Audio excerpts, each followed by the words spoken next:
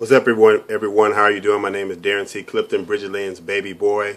Real Talk Wednesdays. It's not actually Wednesday. It's Saturday. Tried to record this yesterday. Technical difficulties, but bear with me. Took a hibernation period because I didn't want to haphazardly speak to you guys about nothing and not connect with anyone. Don't ever want to just say anything for the sake of saying anything and it has no purpose, no vision, no goal in mind. And like I said, not connected with anyone. That's good for nothing. So I got a little inspiration and confirmation at the same time from a high school friend, Miranda. She put on Instagram, had a little quote box, and it says, God has something better for you. You just have to wait on it.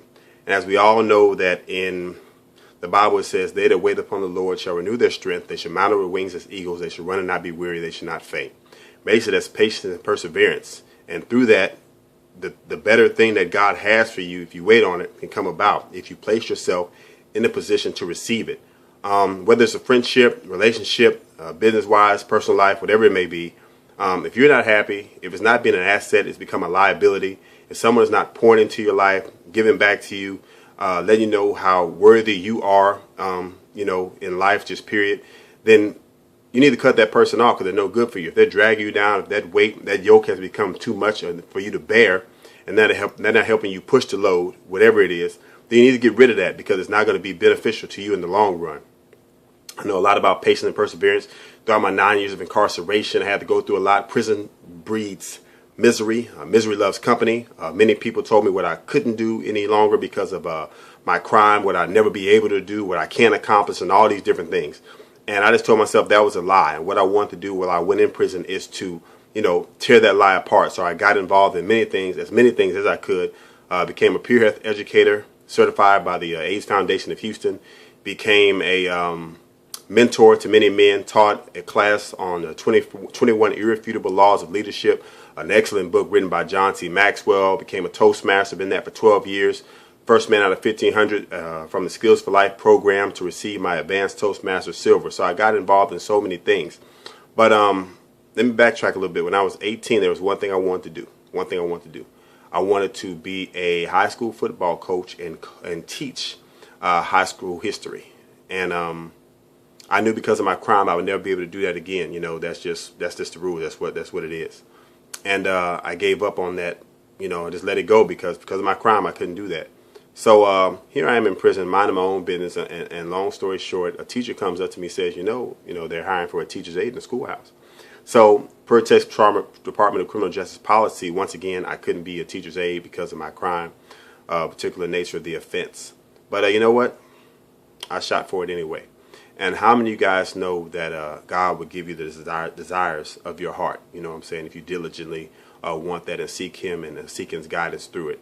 And my mother talked to the warden for me, Warden Tommy Haynes. I had to talk to him myself to explain my particular situation so he could see who I was as a person, the character that I possess versus what was written on paper by the Criminal Court 262.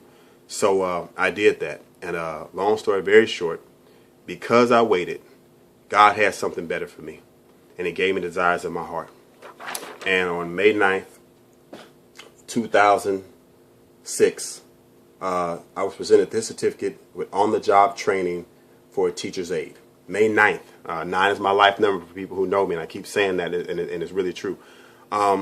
He gave me the desires of my heart, man, and turned that thing around for me. And while I said in the earlier post this week, while it didn't come in the shiny package that I assumed it would, meaning driving to a high school and, doing the hall monitor duties and the bus duties and having my own desk and chalkboard and classroom and all that pretty stuff, while it didn't come in that fashion, the prize and the blessing still came and I was able to receive it. It was great getting up in prison, getting up every morning, going down there, knowing I was going to pour into somebody's life. My big aunt Kobe Wiggins said, "Cliff, where you going?" I said, "Man, I'm going to build better minds," because that's exactly what I wanted to do.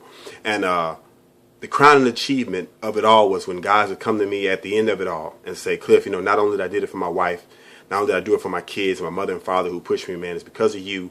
You didn't give up on me when I wanted to quit. You pushed me. You believed in me. You took time. You were patient with me, man. I appreciate it, man. I got my GED and I passed." And that was the greatest moments in prison in my life, man. And I was glad that God allowed me to be in prison and placed me in that particular position to help those men, man. And I believe that was my purpose there, to pour into their lives, man. It's just great. It was a blessing. It taught me a lot about myself. It taught me about humility, patience, and just serving others, the best way I can. And I just want to let you guys know that God has something better for you also if you just seek it and place yourself in a position to receive it. And if it doesn't come in a shiny package that you're assuming that it would and it should, don't neglect that the package that it comes in. You know what I mean? Because, if something is dropped on your doorstep, it's in a FedEx box, you're going, FedEx is certified, and it may be nothing. You know what I'm saying? The trashy box may be an iPhone 5 or a GS3. You never know. So be open to the blessings that God has for you, and just know that He does have something better for you. You just have to put yourself in a position to receive it, and you have to wait on it also at the same time.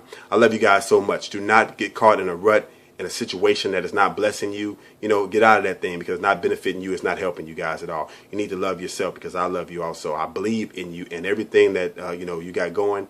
Just give it to God. He can help you out and work that thing out for you. So I just wanted to say that, man. I love you guys so much. You guys take care of yourself. You are indeed the world's greatest. Don't ever forget that. Don't let nobody tell you different, because I said so.